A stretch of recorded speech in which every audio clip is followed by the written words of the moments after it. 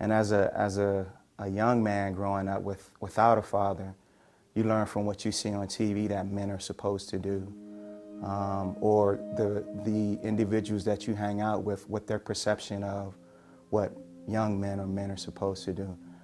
So as a man, I wouldn't say just as a black man, but as a man overall, it was really about reputation, strength, power, domination.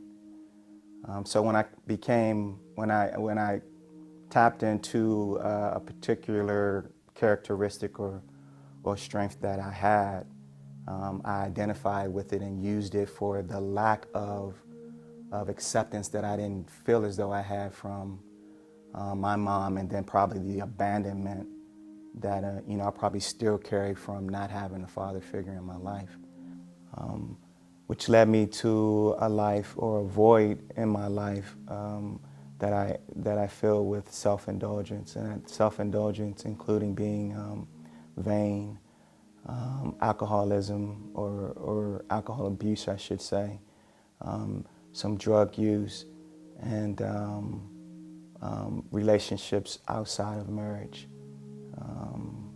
and in marriage, a life of adultery through my first marriage. If you take into retrospect everything that I've said thus far, I didn't want to lose one of the people that came into my circle of influence. So I started gravitating to that. And then I went to the meetings that they had, and it was like, no pressure, you can just come or whatever.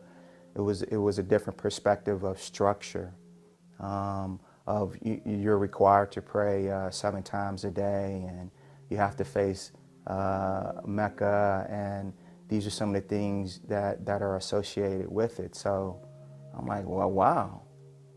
I've been looking for somebody to give me some type of structure and guidance on what it is that I need to do, because up until this point, I've been doing what I thought was the right thing to do based on what I saw on TV or what people told me.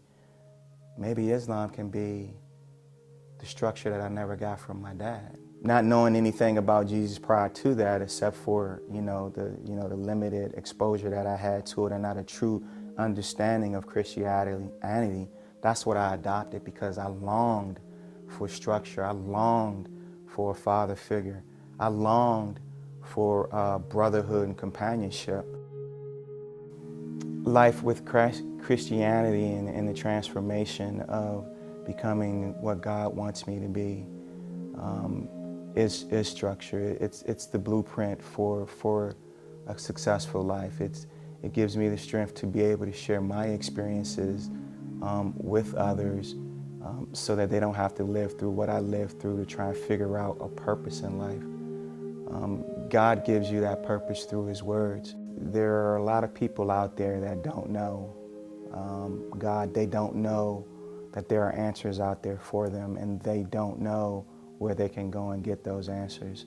I'm somewhat of I want to say, fixer, if you will, where when I see people hurting or don't understand, I want to share my experiences and give them that long lecture about what it is that has worked for me, because maybe you don't have the right answers, or maybe you haven't experienced what it is that I've experienced to give me peace in those things that I struggle with.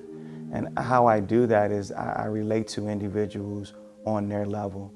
I don't relate to them as if I have all the answers or I'm a know-it-all, but more so I relate to them with what they're going through, and how the same thing that they're going through, I've gone through, how it affected me, and how I was able to get through it through knowing Christ.